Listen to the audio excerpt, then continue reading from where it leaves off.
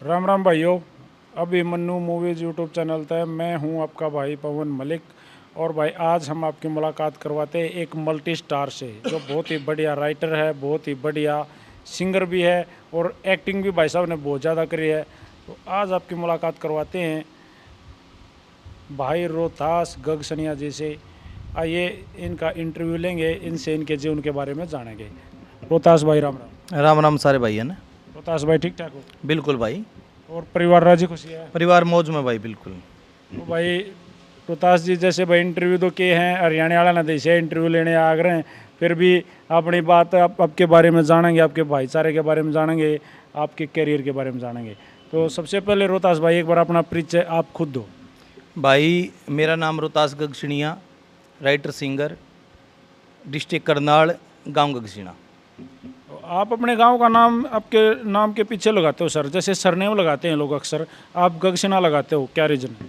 भाई ऐसे देखो पूरे गांव का जन्मभूमि है मेरी, और हर एक आदमी न्यू चाहता है कि अपनी जन्मभूमि के प्रति जो उसका कर्तव्य है वो करे, पूर्ण रूप से उसका कर्ज तारण की कोशिश करे। आदमी कर्ज उतरता तो नहीं पूरी जिंदगी, लेकिन एक रोहतास गगसिणिया लगाने के पीछे ही है कि मेरा गांव गगसिणा है और पूरे गांव का कलाकार तो वाही बात है, सबका साझ लाओ भाई। और मेरे पूरे गांव ने मेरे को बहुत ज़्यादा सपोर्ट करा है, इसलिए मैं अपना गांव का नाम अपने नाम के पीछे लगाता हूँ। बहुत बढ़िया सोच है भाई साहब की। और भाई गांव है तो राम है, गांव है सब कुछ है, या मेरी भी सोच है। रोहतास भाई एक बार आप अपने स्टडी के बारे में बताओ, आप कितने पढ़े लिखे हो? भाई मैंने ग्रेजुएशन तक कराया है। कुरुक्षेत्र +2 मैंने गांव में तय करी थी और BA मैंने कुरुक्षेत्र यूनिवर्सिटी से ओपन में करी थी। तो जैसे रोहतास भाई जो ये लाइन है अपनी फिल्म लाइन, इसमें कैसे घुसे, आपके मन में कैसे आया कि भाई मैं फिल्म लाइन में आऊँ? भाई हमारे स्कूल के पास सांग आया करते और मैं शुरू से ही सांग सुनाया करता, सांग देखने जाया करता। वहीं से मेरे मन में एक अंकुर पैदा होया कि मैं मतलब कुछ लिखूं, या मेरे भाव जुड़ गए। तो भाव जुड़ गए तो मैंने छोटा मोटा अपने जिसा भी है टूटा फूटा लिखना शुरुआत करी, और वहीं से मेरे को एक नई दिशा मिली। स्टार्टिंग में कैसे लिखना शुरू करा, क्या लिखा स्टार्टिंग में? स्टार्टिंग में मैंने स्कूल टाइम में था जब ये बाल सभा होया करती शनिवार ने, तो शुरू में मैंने एक रागनी लिखी थी, और वह रागनी जब मैंने अपने स्कूल में परफॉर्म करी तो बहुत तारीफ मिली। मास्टर ने भी बहुत सराहाया, गाँव वाले ने भी बहुत हौसला अफजाई करी। उसके बाद मेरा लिखना चालू हो गया। फिर रागनी और भी लिखी, उसके बाद कलाकारों से रागनी करवाई? नहीं, उसके बाद काफ़ी रागनियाँ लिखी भाई साहब, और कलाकारों से नहीं, मैं खुद ही गाता था पहले। अपने आप ही राइटिंग करते थे, खुद सिंगिंग भी करते? खुद मैं अपने आप सिंगिंग करता था। जिस तरह छोटा है, मैंने कुश्ती खेलने का बहुत शौक था, अखाड़े में जाया करता, तो वहाँ जो यार दोस्त थे मेरे, उनको मैं अपनी बनी हुई रागनी सुनाया करता। एक आधी पुरानी रागनी याद है आज भी रोहतास भाई? रागनी बहुत हैं, मतलब काफ़ी रागनियाँ हैं जो मतलब याद भी है। एक आध दिन मतलब एक आध दिन तो गुनगुना दो ना, क्योंकि मैंने तो पहले ही बताया मल्टी टैलेंटेड सिंगिंग भी कर। खुद मैं अपने आप सिंगिंग करता था। जिस तरह छोटा है, मैंने कुश्ती खेलने का बहुत शौक था, अखाड़े में जाया करता, तो वहाँ जो यार दोस्त थे मेरे, उनको मैं अपनी बनी हुई रागनी सुनाया करता। एक आधी पुरानी रागनी याद है आज भी रोहतास भाई? रागनी बहुत हैं, मतलब काफ़ी रागनियाँ हैं जो मतलब याद भी है। एक आध दिन मतलब एक आध दिन तो गुनगुना दो ना, क्योंकि मैंने तो पहले ही बताया मल्टी टैलेंटेड। शुरू में मैंने एक रागनी लिखी थी गाडे वाली के नाम पे, कि फिसलिया फिसलिया दिल मेरा फिसलिया गाडे वाली छोरी पे, और नाम मेरा लिख लेगी बागड़ो काया गोरी गोरी पे। सर सिर्फ लिरिक्स मत बताओ, कंपोजिंग दो पूरी।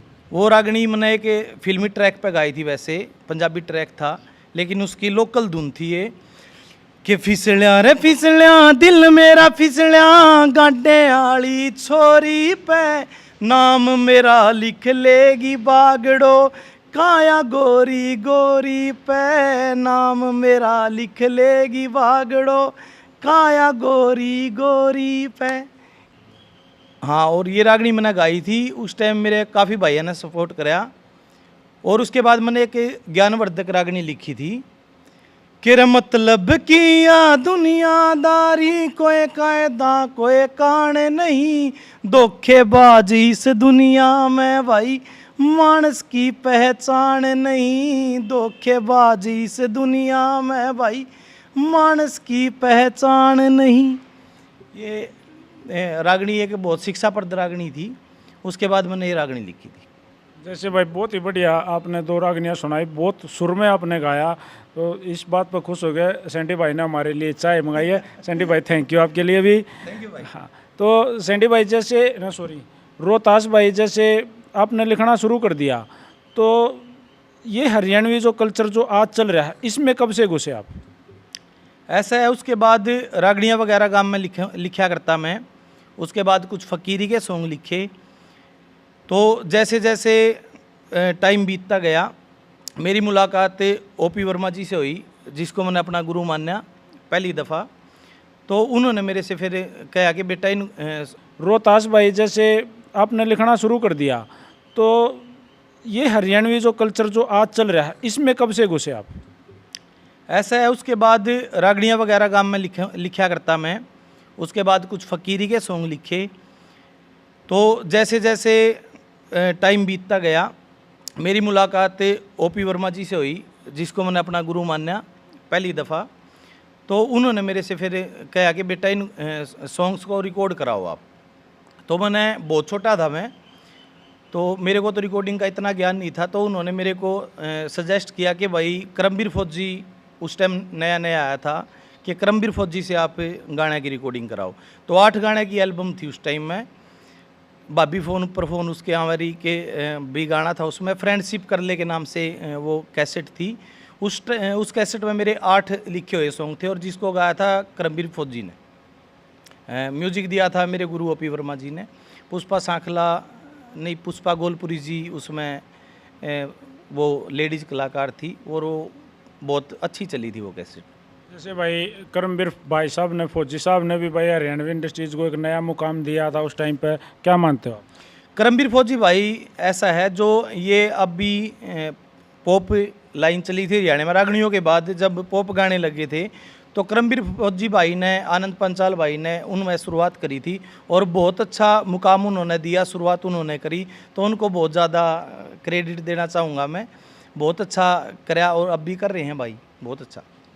आपका फेवरेट सिंगर कौन है रोहतास में? फेवरेट तो भाई ऐसा है, देखो थीम के अकॉर्डिंग जो गाना बढ़िया गाता है वो अच्छा सिंगर है। मैंने सारे सिंगर जो बहुत अच्छा गाते हैं, सुरीले सिंगर सभी पसंद है भाई साहब। फीमेल कलाकार? फीमेल कलाकार तकरीबन जो शुरू में थी, अभी अब तो बहुत सी आ गई हैं। अंजलि राघव और अनामिका बावा, पूजा हुड्डा, ये कलाकार होया करते उस टाइम में, जिस टाइम मैंने गाना शुरुआत कराया। और गिनी चुने कलाकार थे उस टाइम, और इन्होंने बहुत बड़ा योगदान रहा इनका, जिनमें से अंजलि राघव और अनामिका बावा या मतलब पूजा हुड्डा अब तक काम कर रही थी वो तो, और कर भी रही हैं। उन्होंने बहुत काम करा है इंडस्ट्री के लिए। जैसे भाई आप कोई भी चीज़ लिख देते हो, लिरिक्स रेडी कर देते हो, उसके बाद भाई ये जो एक्टर हैं, जो हीरो हैं, उस रोल को जीते हैं।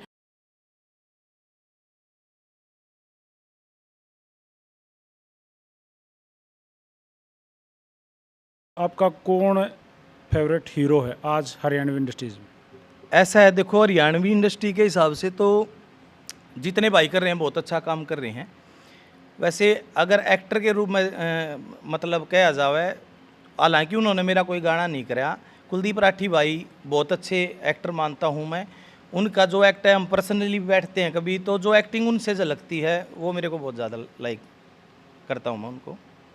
जैसे आपने बहुत सारे सॉन्ग लिखे और सारे के सारे बहुत बढ़िया सुपर हिट भी बहुत सारे रहे आपके, लेकिन फिर भी कोई चीज़ें होती हैं जो दिल के बिल्कुल करीब होती है।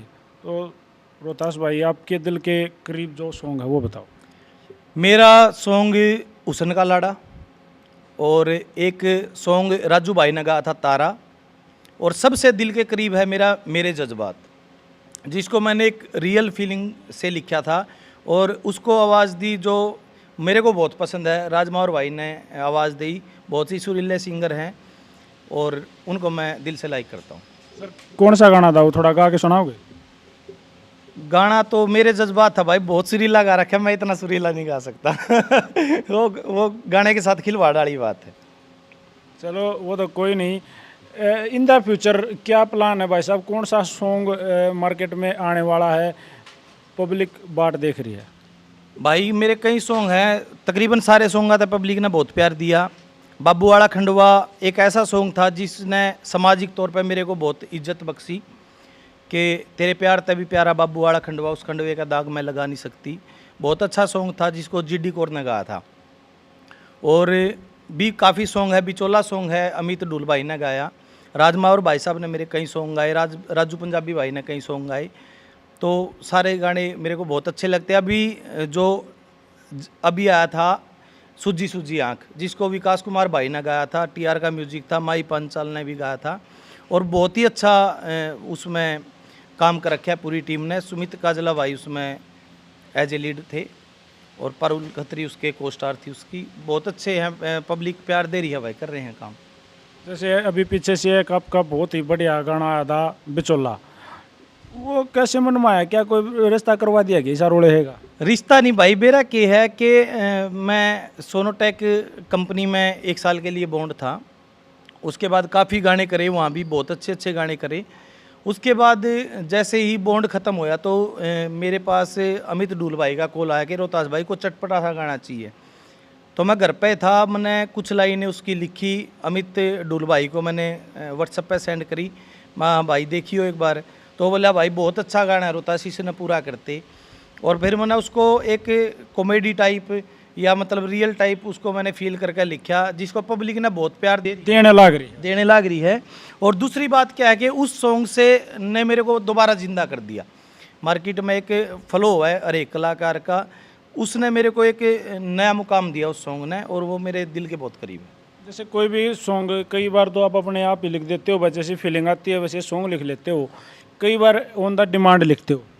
भाई देखो ऐसा है, कलाकार हैं, ऑन द डिमांड भी काम बहुत करना पड़ा है, आत्मसंतुष्टि के लिए भी बहुत करना पड़ता है। आत्मसंतुष्टि के लिए जो सा काम हुआ हो तो मतलब जब रिकॉर्ड हुआ है तभी हुआ उसका, जब टाइम आवा है। लेकिन जो एज ए डिमांड काम हुआ है उसका अच्छा रिस्पॉन्स जल्दी मिल जाता है। जैसे आजकल जो सॉन्ग चल रहे हैं बड़े मार्केट में तहलका मचा रहे हैं, बदमाशी टाइप के सॉन्ग, गोली मार देंगे रे, बंदूक रखा हार, गाड़ी रखा हार, फलान, तो उस पर क्या विचार है? ऐसा देखो, पब्लिक के मनोरंजन के लिए यंगस्टर की डिमांड पे कलाकारों ने काम करना पड़ा है। बाकी अपनी अपनी सोच है भाई, सब अपने तरीके से बहुत अच्छा काम कर रहे हैं, तो आप किसी ने गलत भी नहीं कह सकते, क्योंकि सबका अपना अपना दायरा है जिसकी पब्लिक ज़्यादा सुनने वाली होगी। अब कोई मेरे से उम्मीद करता है कि रोहतास भाई सांस्कृतिक या सामाजिक सॉन्ग लिखा है, तो कई कलाकारों से पब्लिक उम्मीद करती है कि भाई इस तरह के फुगरापंथी के गाने चाहिए। सब मनोरंजन के लिए होता है भाई, कलाकारों ने सब कुछ करना पड़ा है। आजकल दारू बड़ी ट्रेंड में है, तो क्या दारू के लिए कुछ सोचा? भाई दारू पे मेरे 1-2 गाने पहले आए भी हैं, लेकिन मेरा दारू को प्रेजेंट करने का तरीका भी अलग है, शब्दकोश भी अलग होता है। कि मतलब मैंने एक गाना कराया था कि दारू पे सॉन्ग कराया था वो, लेकिन मैंने उस गाने को लिखते हुए इस चीज़ का भी ध्यान रखा कि इसको प्रमोट करने की बजाय इसके नुकसान भी बताने हैं, तो सब करना पड़ता है भाई। आजकल है, मैंने तो इसलिए क्वेश्चन कर लिया क्योंकि आजकल दारू के सॉन्ग काफ़ी ट्रेंड में है। हाँ, दारू के ट्रेंड में है सॉन्ग, और बदमाशी के भी ट्रेंडिंग में है। सारा देखो पब्लिक है, सुनने वालों का अलग अलग टेस्ट है सबका। और भाई जी ने मीठा चाहिए, उन्हें खाटा भी चाहिए, जिन्हें खाटा चाहिए उन्हें चरचरा भी चाहिए, तो सारा करना पड़ा भाई, टाइम की डिमांड है। तो आज आप इस फिल्म इंडस्ट्रीज में कई साल से हो, कितने खुश हो अपने कैरियर से? मैं अपने कैरियर से भाई शुरू से ही बहुत संतुष्ट रहा हूँ। क्या है कि एक आदमी को प्रयत्नशील रहना चाहिए। एक तो होती है संतुष्टि के, संतुष्ट होकर अपने घर बैठ जाओ, क्या भाई बहुत कर लिया, अभी कराया तो कुछ है ही नहीं, करने के लिए तो बहुत कुछ पड़ा है। तो कैरियर को लेके मैं ठीक हूँ, ठीक चल रहे हैं, आहिस्ता आहिस्ता चला जाओगे, कछुए की चाल है भाई, चला जाओगे, ज़्यादा बाज के थक के बैठना नहीं है, काम करना है, ज़िंदगी बहुत पड़ी है, परमात्मा ने सांस दिए। तो जैसे पहले क्या होता था, कोई भी जब फिल्म लाइन में, सिंगिंग लाइन में, राइटिंग में कुछ आता था, या तो रागनियों का स्टेज था, पर रागनियाँ लिखते वो हरियाणवी कलाकार हो यार जो अपने वे गाते, या फिर क्या करा करते लोग मुंबई भाजने की कोशिश करा करते, भाई उड़े है कुछ जो कुछ है। आजकल यहाँ भी किसी चीज़ की कमी नहीं है, इस पर क्या कहोगे? भाई देखो, बॉम्बे में आज हमारी लैंग्वेज जो माँ बोली हरियाणवी है उसका बहुत प्रयोग होने लग रहा है, आपने पता है। और करने वाले के लिए तो हरेक क्षेत्र में बहुत कुछ है। पहला मेरी सोच यह है कि पहला उरा तो कुछ झंडे गाड़े जावा, जब एक रीते आगे डिमांड होगी तो कोशिश कर रहे हैं कि कुछ अच्छा करें, कुछ यादगार करें, कुछ ऐसा करें कि लोग याद रखें। यह कोशिश आपने बतेरी कामयाब कर ली। लोग जानन मिला कि मानस मानस के जुबान पे रोहतास गगसनिया के सॉन्ग रहते हैं। जैसे वो पहले आप सिंगिंग भी करा करते रोहतास भाई, क्या अभी आगे भी कोई विचार है, कोई अच्छा सा गाना आया तो खुद भाई उसको गाएं? अभी 2 सॉन्ग रिकॉर्ड कर रहा हूँ मैं, प्रोसेस चल रहा है। पहला गाया करता, गले में दिक्कत की वजह से छोड़ दिया था बीच में। एज ए राइटर मैं बताना चाहूँगा कि मेरी वोकल से अच्छे मेरे को मेरे वर्ड लगते हैं, और इसीलिए मैंने एज ए राइटर ज़्यादा काम कराया। और एज ए सिंगर अभी मार्केट में कुछ काम करूँगा, अगर पब्लिक साथ देगी तो भाई कंटिन्यू रखेंगे, नहीं अपना राइटिंग तो है ही। ना तो घर की दुकान है। आना घर की दुकान है, कोई बात को नहीं। मेन बात क्या है कि हरियाणा में हर एक कलाकार को सपोर्ट करते हैं, जिसको थोड़ा घना भी गाना हुआ है उसको भी पब्लिक अगर प्यार देवे तो भाई वो भी स्टार है। मेन बात है पब्लिक से अटैचमेंट की, पब्लिक का साथ देने की। वो आदमी की कुछ अपनी क्वालिटी भी हो और कुछ किस्मत का भी हो भाई, जैसा पब्लिक चाहोगी वैसा करेंगे। जनता जनार्दन तय बड़ा कुछ नहीं है। जैसे आज भाई पवन मलिक रोहतास गगसनिया का इंटरव्यू करने लग रहा है, इस तरह ही क्या इस इंडस्ट्रीज में बहुत सारे इंटरव्यू लेने वाले होने चाहिए और इंटरव्यू होते रहने चाहिए?